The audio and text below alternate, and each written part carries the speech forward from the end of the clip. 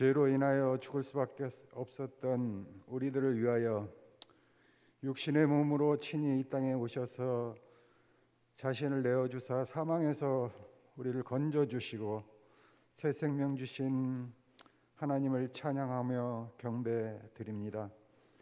지난 한 해 코로나19로 여러 가지 어려운 상황 속에서도 하나님의 특별하신 사랑으로 이 시간까지 우리를 지키시고 인도하심을 감사드립니다.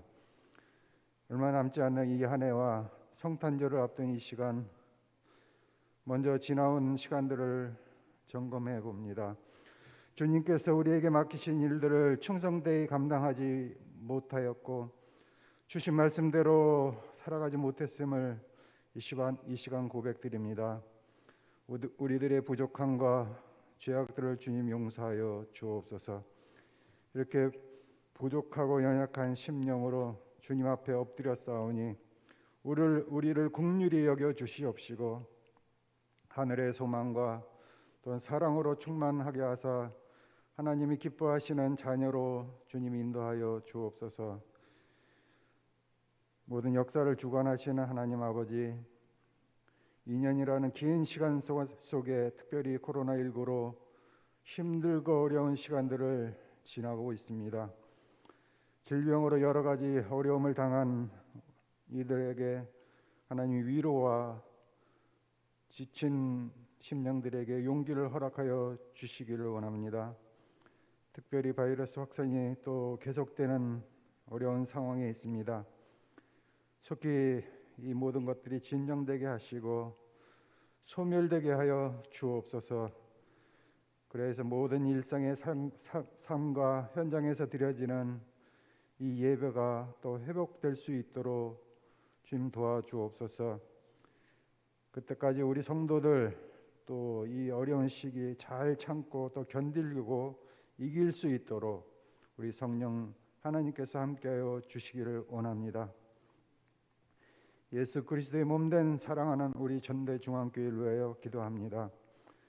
주님께서 친히 핏값으로 세우신 귀한 또한 제단위원이 이 교회가 주님의 몸으로 합당한 교회로 든든히 서갈 수 있도록 주님 인도하여 주옵소서. 우리 교회가 구원의 방주의 역할을 능히 잘 감당케 하시고 말세를 살아가는 무심령들이 어둠의 깊은 곳에서 영원한 참 빛이신 주님을 발견하도록 또 일깨워주는 교회가 되게 도와주시옵시고 주님의 삶을 본받고 따르는 교회가 되어서 이 시대를 비추는 빛의 역할과 불의 악을 제하고 세상을 정화시키는 소금의 역할을 잘 감당하는 교회가 되게 도와주옵소서. 또한 위로 하나님을 참되게 경외하며 아래로 이웃과 형제를 사랑하는 복되고 아름다운 교회 되게 도와주옵소서. 늘 은혜를 사모하며 갈급하는 심령들이 이 제단을 통하여 주신 하나님의 은혜로 말미암아 심령이 새롭게 소생되게 하시고 질병이 치유되게 하시며 주님께서 주신 놀라운 능력을 힘입어 이 세상을 믿음으로 또 승리할 수 있는 은혜를 베풀어 주옵소서. 오늘도 주님의 귀한 말씀을 증거하실 목사님 늘 영육간에 강건케 하여 주시고 또 오늘 하나님의 말씀을 대언하실 때 주님 함께 하셔서 입술의 권세를 허락하여 주시고 증거되는 말씀에 능력의 역사가 임하게 하여 주옵소서. 또 준비된 마음으로 예배드리는 모든 심령 가운데 그 말씀을 통하여 주님의 뜻을 깊이 깨달을 수 있게 하시고 그리스도의 모습을 닮아가는 성도들이 되게 도와 주옵소서. 또 예배를 돕는 모든 섬기는 손길 위에도 하나님 은혜와 복을 더하여 주실 줄 믿사옵고 감사드리오며 예수님의 이름으로 기도하옵나이다. 아멘.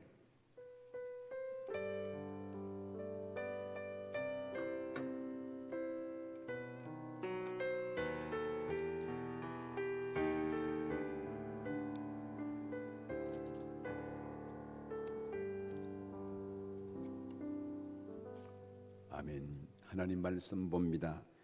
누가복음 2장 8절에서 20절을 봅니다. 누가복음 2장 8절에서 20절까지 봅니다. 신약성경 89페이지가 됩니다. 누가복음 2장 8절. 그 지역의 목자들이 밤에 밖에서 자기 양들을 지키더니 주의 사자가 곁에 서고 주의 영광이 그들을 두루 비치며 크게 무서워하는지라.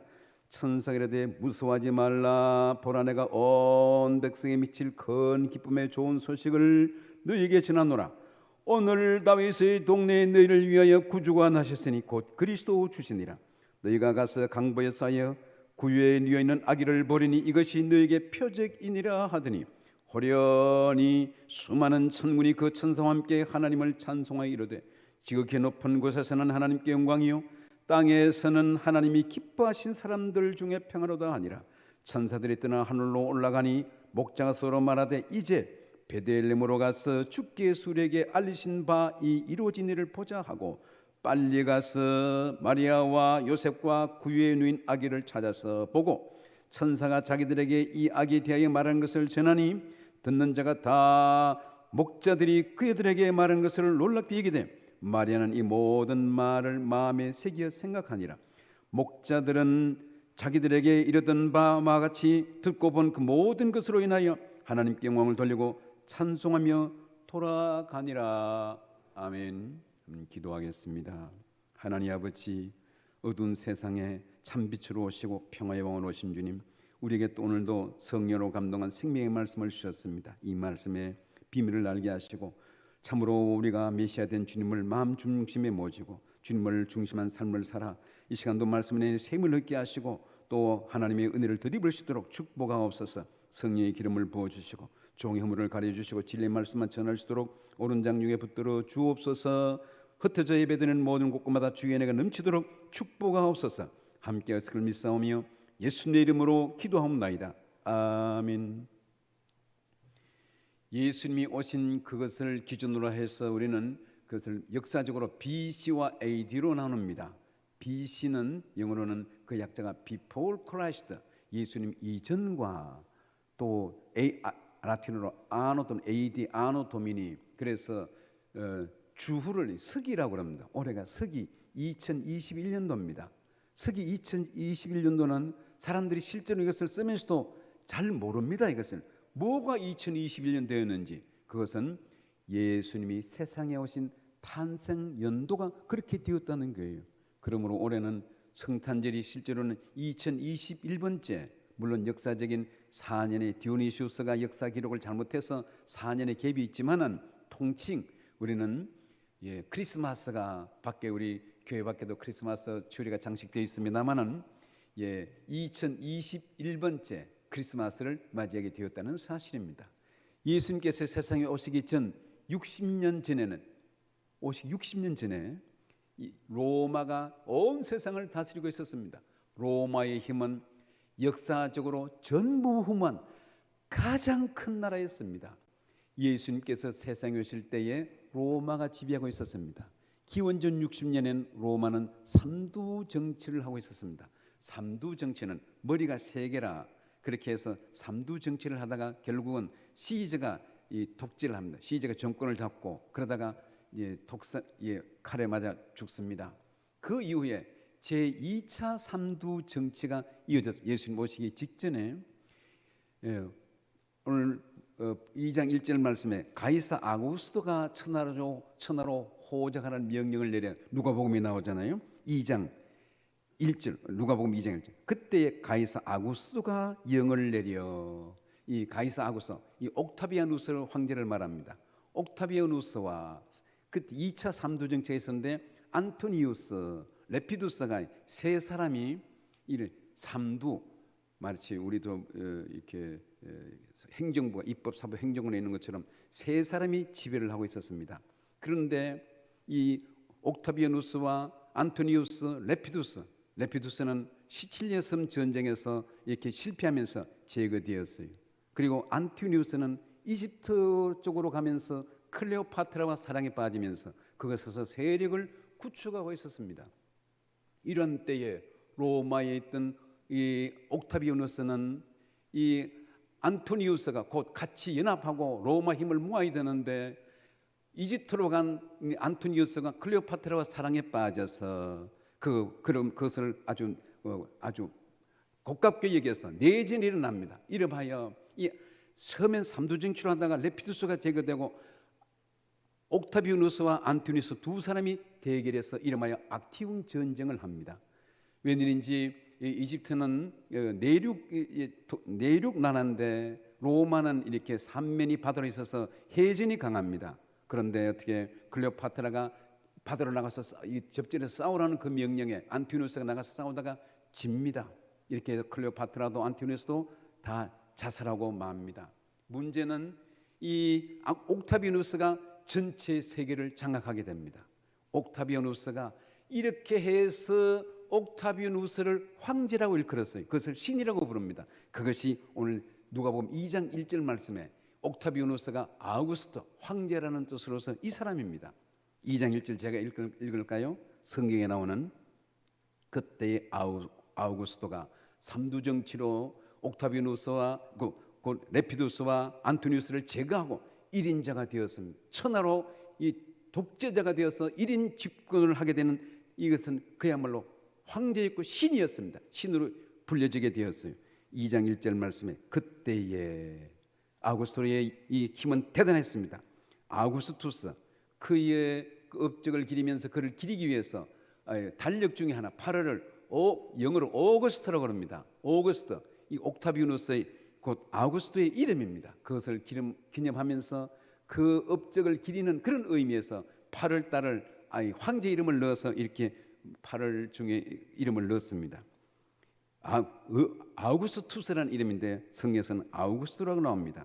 이렇게 2절 다시 읽습니다. 2장 1절을 그때에 가이사 아우구스토가 영을 내려 천하로 다 호적하라 했으니 온 세계가 아우구스투스의 손아래 들어갔습니다. 그러므로 전 세계는 1인 집권하에 들어가게 되었어요. 로마의 칼날은 로마의 집권은 대단합니다. 왜 호적하라고 하는가? 집권하고 있는 그 인구를 알아야 되기 때문에 이렇게 해서 유대 땅도 예외가 아니었어요. 유대 땅 예수님이 오실 그때쯤에 이 요셉과 마리아는 갈릴리에 살고 있었습니다. 그런데 이미 성령으로 잉태된 그런 참 놀라운 은혜를 입고 이 마태복음에는 이 예수님의 탄생에 대한 모든 비밀 스토리가 아주 놀라운 은혜의 스토리가 나오고 있습니다만은 이제 마리아가 성령으로 잉태하여 추출할 때가 되는데 천하로 호적하라고 했으니 이 명령을 어길 수가 없어서 만삭되어서 갈릴리에서 100km 떨어진 이 베들레헴까지 갑니다. 호적하러 이 수도 예루살렘에 가까운 베들레헴으로 가다가 그곳에서 때가 되어서 어떻게 만삭이 되어서 해산하게 됩니다. 결국은 이 베들레헴에서 해산하게 되는데 놀랍게도 메시아는 베들레헴에 온다고 미가서 5장에 기록되어 있어요. 이 유다 땅 베들레헴 에브라다야 너는 유대 고을 중에 작지 아니하도다 내게 산 다스릴 자가 나올 것이라. 그래서 이 헤롯 대왕에게 동방의 박사들도 유대인의 왕으로 나시니가 어디 계시냐 했을 때에 서기관들은 알았습니다. 베들레헴이다. 베들레헴에 메시아가 온다. 이 말씀을 이렇게 다시 정리해 보면 이 아우구스투스도 예수님께서 세상에 오셔서 모든 구약에 예언된 말씀을 이루게 하는 그 일에 일조를 합니다.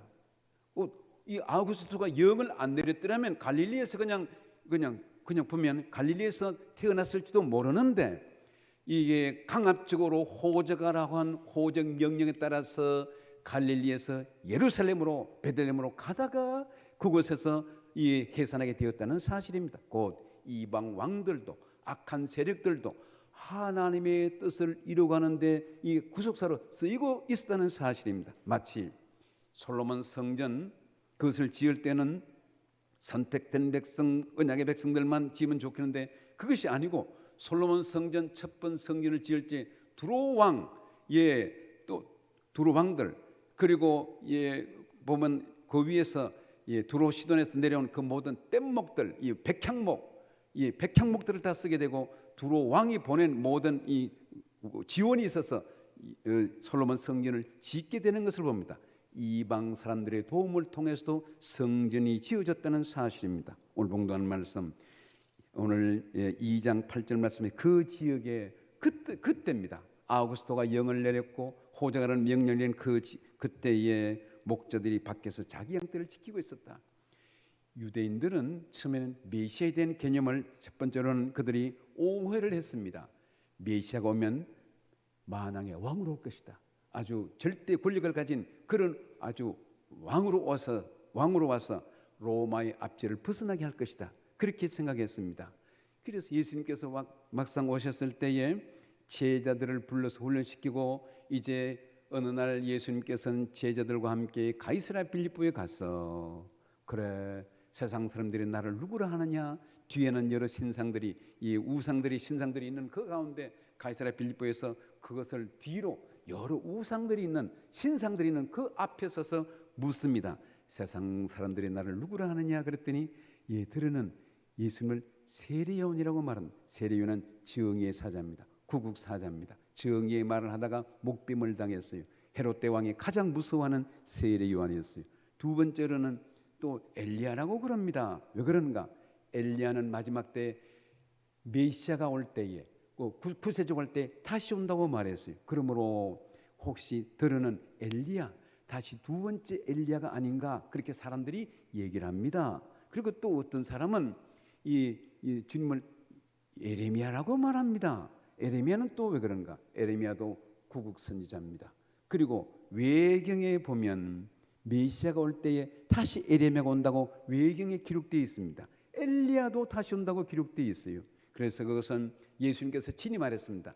제 엘리야가 곧 세례 요한이라고 말했어요. 세례 요한이 곧 다시 온 엘리야다 그렇게 말씀하셨고 이제 이렇게 들으는 엘리야, 에레미야, 세례 요한 이렇게 참 두려움의 존재가 된 그리고 메시아가 올 때에 다시 오겠다고 약속된 그런 사람들이었어요. 예수님은 제자들에게 묻습니다. 그러면 너는 나를 누구라 하느냐? 이때에 베드로가 신비한 얘기를 합니다. 베드로는 성미도 급했고 대답도 잘했습니다. 주는 그리스도시요 살아계신 하나님의 아들이니이다. 그것을 우리는 늘 많이 들어서 마태복음 16장에 나오는 말을 많이 들어서 이미 그것을 내용을 알고 있지만 그것은 대단한 큰 얘기입니다. 대단한 뉴스. 주는 메시아입니다. 메시아는 뭡니까?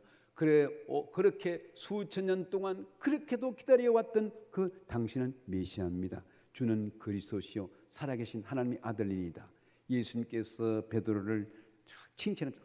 그 말이 너무 정답이고 너무 복돼서 옳도다. 이를 알게 하시는 하나님이시라라고 말하면서 이제 내 이 믿음의 고백, 내 반석 위에 교회를 세우겠다는 말씀을 합니다. 그래서 예수님께서는 아하 제자들이 내가 누군지를 아는구나. 내가 누군지를 알기 때문에 이제는 내가 내 일을 해야 되겠다. 예수님의 일이 뭡니까? 내가 이제는 고난을 받고 이제 십자가에 못 박혀 죽으리라. 고난을 받고 십자가에 못 박혀 죽게 될 것을 말씀했습니다. 그랬더니 마태복음 16장에는 베드로가 말합니다. 주여 그리 마옵소서 어찌 그런 일이 있겠습니까? 제자들은 메시아를 따르면서도 예수님을 따르면서도 메시아라고 인정하면서도 한편 세상 왕이 될 것을 그렇게 알았어요. 그래서 베드로, 요한, 야고보는 누가 우정이 될 것인가? 예수님 십자가에 못 박히기 전에도 이 주의 나라가 임할 것이 이때가 아닌가 하면서 누가 우정이 되고 누가 좌의정이 될 것인가? 이걸 자리 다툼을 합니다. 예수는 그 십자가에 못 박히겠다 하는데 베드로의 고백을 다시 듣습니다. 내가 이제 고난을 받고 너희를 위해서 죽어야 하리라 그랬을 때에 그리 마옵소서 어찌 이런 일이 있겠습니까? 이제 메시아는 세상의 왕으로서 우리나라가 오는데 이제 메시아 왕국이 오는데 어떻게 해서 죽겠다는 말입니까? 그래서 제자들은 지금 다시 말해 헛다리를 줍고 있습니다. 메시아를 잘 모르고 있습니다. 이것이 당시 한편 메시아를 기다리는 사람들의 일반적인 개념이었습니다. 두 번째로는 메시아가 오면 그들이 이 모든 로마의 압제에서 벗어나야 할 것이다. 지금 그들이 서슬퍼른 로마의 압제 아래에 있었는데 이 압제에서 벗어나게 할 것이다. 세 번째로는 메시아에 대한 개념으로 메시아가 오면 솔로몬처럼 번영하게 될 것이다. 그런데 예수님 뭐라고 말합니까? 저 성전을 헐어라. 내가 사흘 만에 짓겠다. 황당한 얘기를 합니다. 아니 지금 이렇게 다시 모든 것을 건축하고 건설하고 나라가 번영해야 되는데 저걸 헐어라. 내가 3일 만에 짓겠다고 말씀하니까 이것이 유대인들의 가십거리가 됩니다. 그것을 이해를 하지 못하게 되었어요. 그러면서 또 주님께서 십자가에 못 박게 될 때에 이것은 유대인들에게나 이 모든 사람들에게 이게 부끄러운 일이 되었어요. 이 십자가에 못 박히는 것. 십자가에 못 박히는 것은 로마인들에게는 그런 행보를 안 내립니다.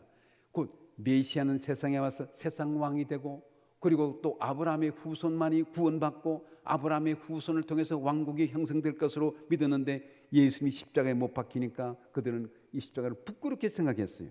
그래서 보면은 십자가의 도가 멸망하는 자들에게는 미련한 것이로되 구원을 얻는 우리에게는 하나님의 능력이 됩니다. 고린도전서 1장 23절 말씀에서도 우리는 십자가에 못 박힌 그리스도를 전하니 유대인에게는 그리기는 부끄러운 것이, 유대인에게는 이것은 이해가 되지 않는 것이고, 고린도전서 1장 23절 말씀 이방인에게는 미련한 것이로되 로마인들이 보기에는 아주 이것은 황당한 아주 비참한 비극적인 일입니다. 그러나 오직 부르심을 받은 자들에게는 십자가가 유대인에게나 헬라인에게나 그리스도는 하나님의 능력이요 하나님의 지혜니라. 십자가의 모든 비밀을 말씀하셨습니다. 예수님의 탄생은 역사적으로는 2000년 전에 오셨지만은 그것은 그냥 때가 되어서 갑자기 이루어진 것이 아니고 수천 년 전부터 예언되어 왔습니다. 창세기 3장 15절 말씀에 여인의 후손으로 올 것이며, 예수님께서 오시기 전 700년 전엔 유대 땅 베들레헴에, 미가서 5장 1절 말씀에 유대 땅 베들레헴 에브라다의 그 장소까지 예언하면서 이미 주님께서 이렇게 어떻게 장소까지 오면서 장소가 예언되었어요. 유대 베들레헴 에브라다는 베들레헴의 옛 이름입니다. 너는 유다 족속 중에 작을지라도 이스라엘을 다스릴 자가 내게로 나올 것이라. 그의 근본은 그의 살아계신 것은 상고에 영원의 년이라. 예수님은 갑자기 오신 것이 아니고 태초부터 계신 예수님이었어요. 창세전에 계셨습니다. 때가 되어서 세상에 오시고 우리를 위해서 화목제물로 속죄제물로 우리를 위해서 세상에 오셨다는 사실입니다. 예수님은 예언대로 오셨고, 그리고 예수님은 사람의 몸으로 오셨다는 것입니다. 육신의 몸을 입은 것이 아니고 육신의 몸으로 오셨어요. 실제로는 육신의 몸을 입은 것이 아니라 육신의 몸으로 왔습니다. 좀 영광스럽게 백마를 타고 구름 타고 그렇게 오시면 될 것이 아닌가. 이미 이사야서 53장에 고난받는 종의 모습으로 오실 것이 예언되었습니다. 그는 어떤 모습으로 오시는가? 그는 마른 땅에서 나온 줄기같이 고모형도 없고 풍초도 없은즉 흠모할 만한 아름다운 것이 없도다. 5절 말씀에 그가 찐 우리 허물 때문이요 그가 상은 우리의 죄악 때문이라. 그가 십자가에 못 박히고 상하고 이렇게 찢기는 고난받는 종의 모습으로 오실 것이 예수님 오시기 전 수천 년 전, 수백 년, 700년 전에 예언되었다는 사실입니다. 그럼 예수님께서는 예언을 따라 오셨습니다. 그리고 고난받는 종의 모습으로 그렇게 해서 마치 마른 땅에서 난 줄기같이 고운 모양도 없고 풍초도 없은즉 유대인들이 보기에는 네가 메시아냐? 이거 그렇다. 총독도 빌라도도 네가 메시아냐? 네가 그리스도냐? 네가 지금 말하고 있다. 그렇게 말했어요. 그래서 유대인들이 예수님을 박해하게 되었습니다. 메시아로 오신 분은 멋있고 구름 타고 백마를 타고 그렇게 참 멋있는 분으로 올 줄 알았는데 이렇게 마른 땅에서 나온 줄기가 순이 어떻게 비들비들고 모형 풍초도 없지요. 그래서 예수님의 이렇게 이미지가 그림으로 그려져 있습니다만은 실제로는 예수님의 모습은 참 아주 인간의 모습으로 왜 그렇게 오셨는가? 바로 우리의 이웃이 되기 위해서, 우리의 친구가 되기 위해서, 우리 곁에 오기 위해서 그렇게 오셨습니다. 예수님의 탄생의 특징이 있습니다. 예수님의 탄생의 특징은 첫 번째로 아기로 오셨다는 사실입니다. 낯선 사람에게는 우리 가까이 하기가 어렵습니다. 잘 못 가고 또 이렇게 힘 있는 사람에게는 또 가기가 두렵고, 아기는 누구나 아이고 이쁘네. 아기를 업고 가면 누구든지 말 한마디 합니다. 엘리베이터에서 만나도 모르지만은 이쁘다. 아이고 참 똘똘해 보이네요. 다 칭찬합니다. 마찬가지로 예수는 우리 곁에 오시기 위해서 가장 친한 가장 가까운 이웃에게 위해서 어린 아기로 오셨습니다. 왜 또 이렇게 오셨는가? 우리의 연약한 모습 때문에 우리 허물을 담당하기 위해서 그렇게 오시면서 30년 동안 기다리고 계셨다가 공생의 사역을 하신 것을 보게 됩니다. 두 번째로는 예수님께서 이렇게 어린 아기로 오셨을 뿐만 아니라 예수님은 아주 비천한 출생이었어요. 구유에 놓여 있고 머무를 곳도 없었고 그러므로 무관심 속에서 때는 비천한 가운데 태어났어요. 머무를 곳도 없었습니다. 제자들이 따르면서 예수님을 따를 때에 예수님께서 말씀하셨어요. 여우도 굴이 있고 공중의 새도 집이 있는데 인자는 머리를 둘 곳이 없다. 혹시 집 없는 여러분 그렇게 서러워하지 마세요. 집 없을 때 나가 예수님 닮았구나 그렇게 생각하면 됩니다. 예수는 머리 둘 곳도 없다고 말했어요. 예. 그건 내 집인데 그건 그냥 잠시 관리하는 것에 지나지 않습니다. 그냥 관리하는 거예요.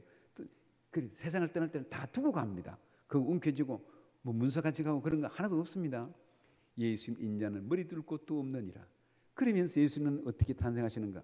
어두운 가운데. 여기 보니 하늘에서 천사가 나타나고 또 동방의 박사들이 별빛을 따라오고 그리고 목자들이 달려갔을 때 별이 그것을 비치고 그것을 보면 어두운 가운데 태어나셨다는 사실입니다. 그것은 아주 묘한 월드 프레이. 이중적인 의미가 있는데 또 시기적으로도 이게 때가 어두운 가운데 태어났지만은 그러면서도 또 시대가 어둡다는 그런 의미입니다.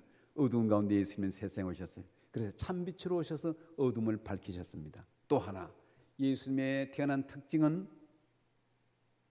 좋은 보금자리가 아니고 구유입니다. 막 구유 위에 누웠네 그런 찬송 캐롤 성도 있지만은 구유 위에 누웠어요. 실제로 베들레헴이라는 뜻이 이게 식당이라는 뜻이에요. 좀 말해 떡집이라는 것인데 식당, 떡집이 음식점이라는 것입니다. 베들레헴이 의미가 식당이라는 뜻이에요. 그리고 예수는 어디서 베들레헴 중에도 구유 위에 태어났어요. 소들이 먹는 이 양들이 먹는 구유 위에 뉘었다. 곧 짐승이 먹어야 음식을 먹어야 살 수 있듯이 우리가 생명의 양식으로 오신 주님을 먹어야 살 수 있게 되는 줄 믿습니다. 이 묘한 뉘앙스, 이 월드 플레이, 이 이중적인 의미가 있습니다. 베들레헴 구유에 탄생하셨고 그러면서 탄생하실 때 무관심 속에 주님이 왔지만은 다 무관심 속에 그러나 깨어있는 자들은 알았습니다. 깨어있는 자들은 알게 되었고 동방의 박사들이 오늘 봉독한 말씀 목자들이 깨어있는 자들은 알았습니다. 그리고 예수님께서 오셨을 때는 로마가 지배했어요. 로마가 스슬퍼는 대로마가 지배하고 있었고 헤롯 대왕은 그를 죽이려고 꾀했습니다.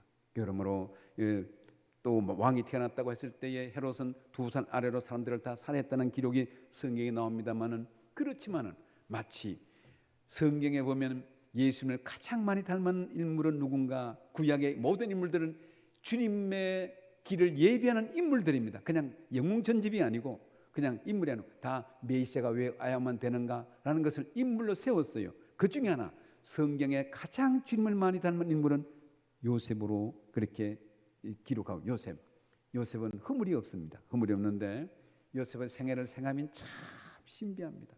요셉의 생애는 충현교회 김창일 목사님은 설교 때마다 요셉 이야기를 얼마나 했는지 설교 때마다 한 90% 이상 요셉 이야기가 항상 나왔다 그래요. 실제 또 그런 이유 중에 하나는 요셉이 예수님을 가장 많이 닮았어요.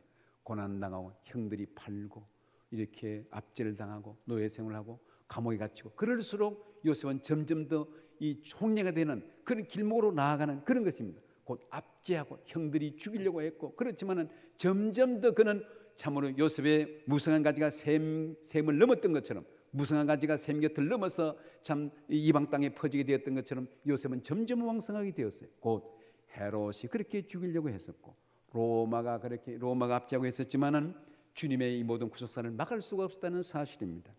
오늘 큰 세 번째로 예수님의 탄생 목적이 있습니다. 예수는 왜 세상에 오셨는가? 나는 섬김을 받으려 함이 아니라 도리어 섬기려 위해서 세상에 오셨다고 말했어요.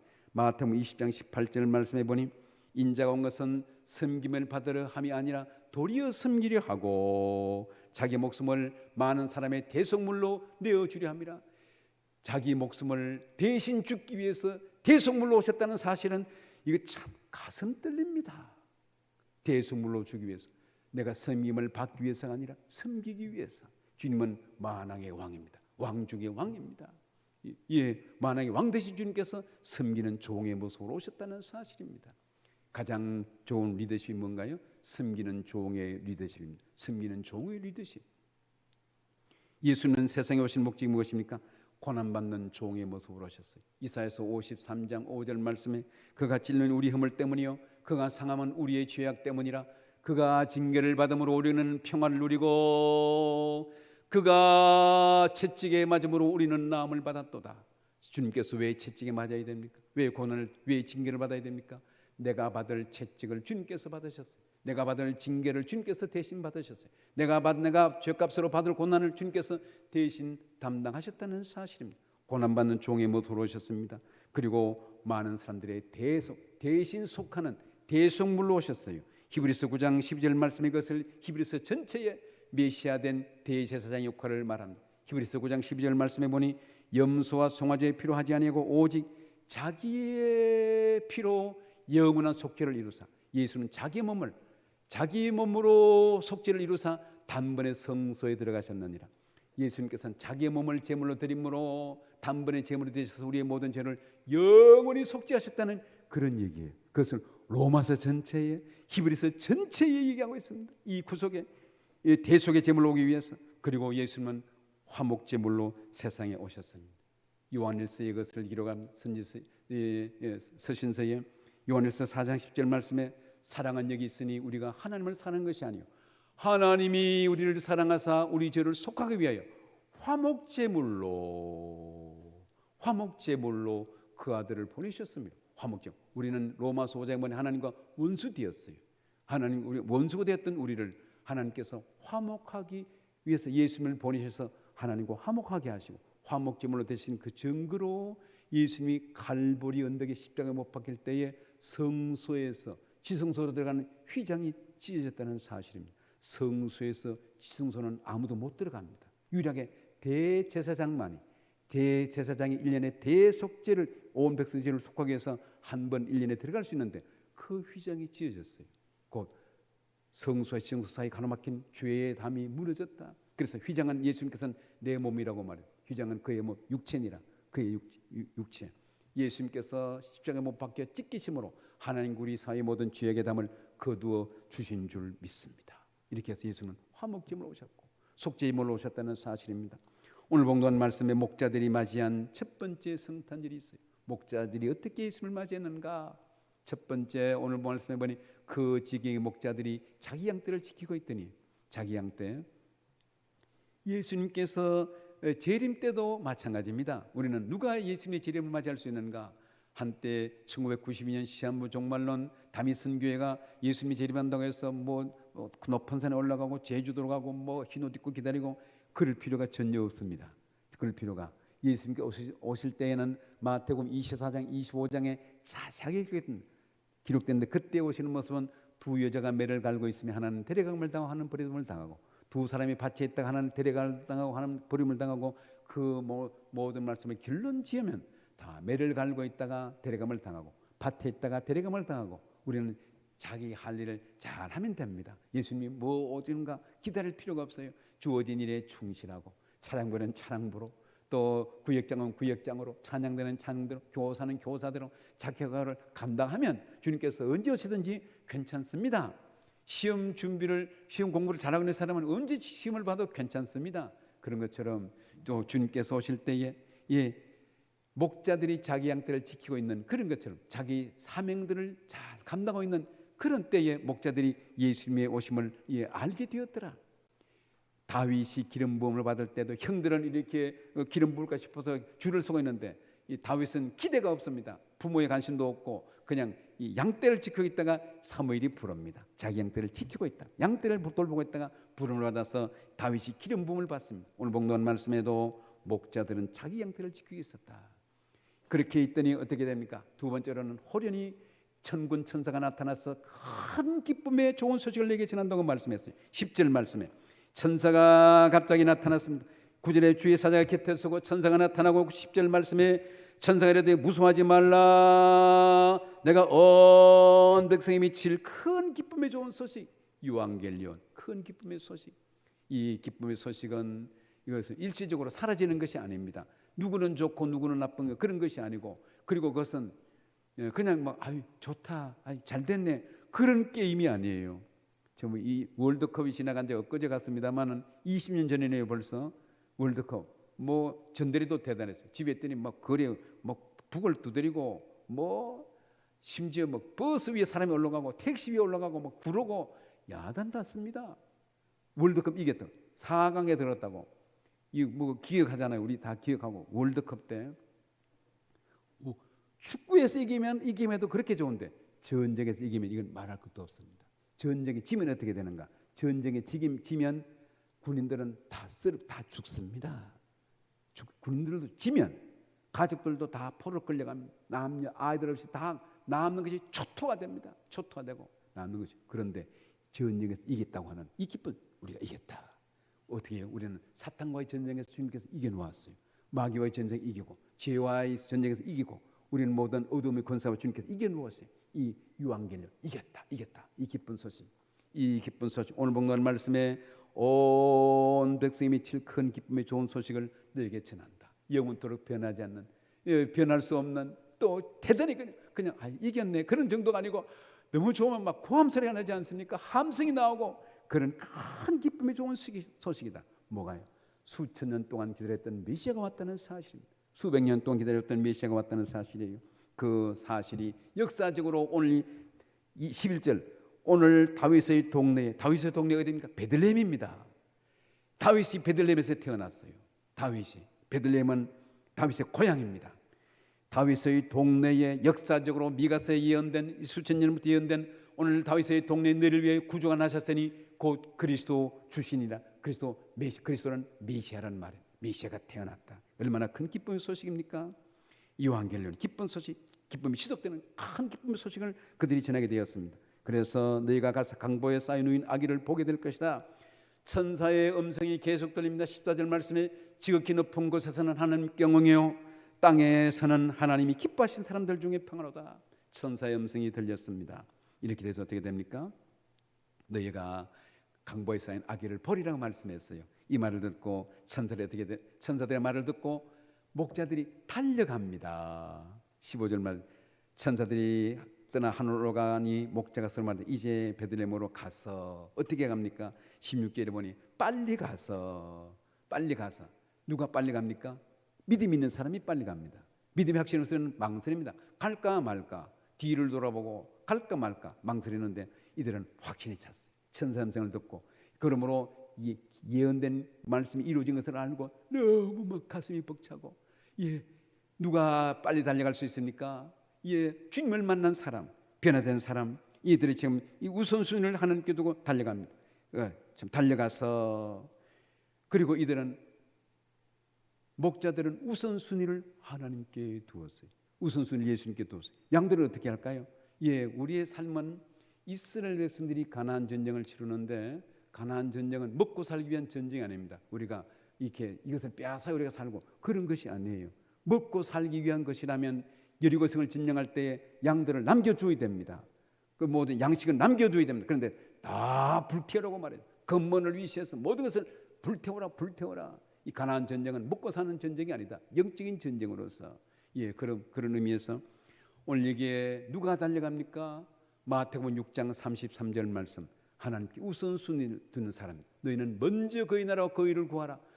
먼저 그 나라 째데카 먼저 의를 구하는 백성에게 너희는 먼저 그 나라와 그 의를 구하라. 그리하면 이 모든 것을 너에게 더하시리라. 하나님께 우선순위를 두면 하나님께서 나머지는 책임집니다. 목자들이 밤에 양떼를 지키고 있다가 그걸 두고 이게 달려갔다고 그러는데 양떼를 몰고 갔겠습니까? 어림도 없습니다. 양떼를 뛰지도 못하면 양떼를 버려두고 갔다는 사실이에요. 그럼 그 양떼는 어떻게 될까요? 하나님께서 다 지켜두었습니다. 물론 그들이 다시 위치로 원위치로 돌아온 것이 밑에 말씀에 나옵니다. 목자들은 우선순위를 하나님께 둔 자들입니다. 우리의 신앙생활도 이 세상에서 우선순위를 잊으면 안 됩니다. 이것을 잊으면 혼란이 옵니다. 우리는 신앙생활 우선순위를 하나님께 두고 말씀에 우선순위를 두고 말씀을 붙들고 살아가는 교우들이 되기를 주의 이름으로 축원합니다. 그리고 달려가서 어떻게 됩니까? 그 된 광경을 보고 어떻게 하나님께 영광을 돌렸더라. 누가 하나님께 영광 돌립니까? 믿음 있는 사람입니다. 주님을 만난 사람입니다. 변화된 사람입니다. 누가 하나님께 영광 돌릴 수 있습니까? 하나님의 구원의 은혜를 임하고 구속하신 주님의 은혜를 깨닫고 그래서 사도행전 또 고린도전서에 되어 있는 것처럼 10장에 있는 것처럼 너희가 먹든지 마시든지 무엇을 하든지 다 하나님의 영광을 위해서 하라. 우리는 glory to God, 하나님의 영광을 위해서. 우리는 잠자는 것도 하나님의 영광이 되겠습니까? 휴식이 풀리고 그리고 세임을 얻어서 하나님의 영광을 위해서 밥 먹는 것이 하나님의 영광이 되겠습니까? 밥 먹는 거하고 신앙생활하고 뭐 관계가 있겠어요? 밥을 잘 먹어야 됩니다. 어떤 분들 모여서 이렇게 목사님들 기도하게 하면 좀 하나님 이 밥 먹고 소화 잘 돼서 또 이렇게 우리에게 주신 삶을 감당해 소화 안 되면 어떡하겠어요 그것이. 그래서 밥 잘 먹고 힘을 얻어서 하나님 영광에서 일해야 됩니다. 그리고 그러므로 우리는 잠자는 것도 밥 먹는 것도 밥 먹고 싸우려고 나갑니까? 아닙니다. 밥 먹고 하나님 영광 위해서 공부하는 것도 하나님 영광 위해서 일하는 것도 하나님 영광 위해서 모든 건 하나님 영광입니다. 목자들은 가서 하나님께 여기 마지막에 보니 20절 하나님께 영광을 돌리고 누가 하나님께 영광 돌립니까? 믿음 있는 사람입니다. 그리고 어떻게 마지막에 보니 찬송하며 돌아가니라. 누가 찬송합니까? 누가 찬송할 수 있습니까? 주님을 만난 사람입니다.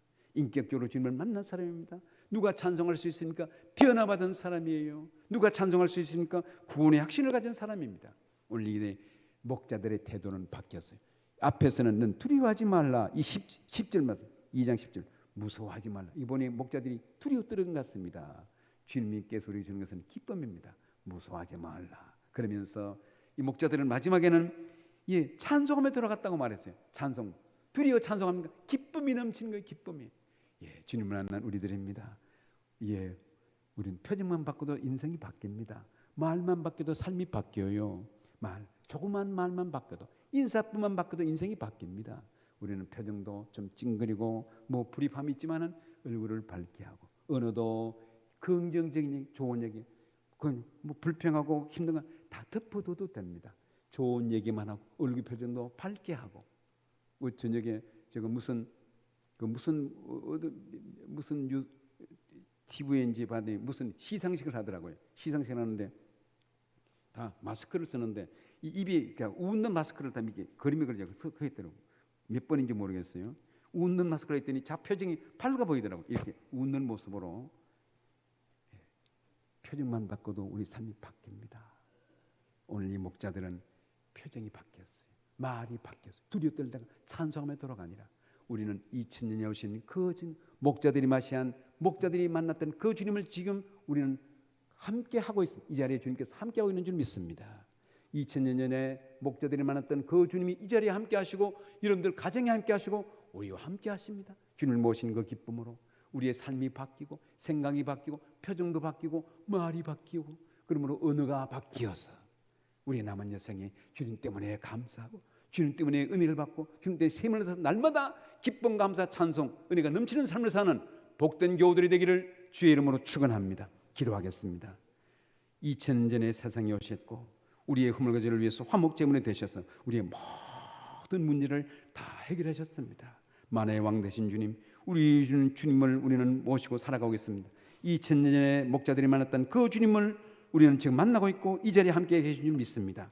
늘 주님과 동행하며 주 안에서 살아가 우리의 삶들이 변화되고 감격과 기쁨이 넘치는 그런 삶을 살 수 있도록 은혜를 베어 주옵소서. 예수님의 이름으로 기도합나이다. 아멘. 준비한 금 드리겠습니다. 흥금위에서 은광 기사님 기도하시겠습니다. 전지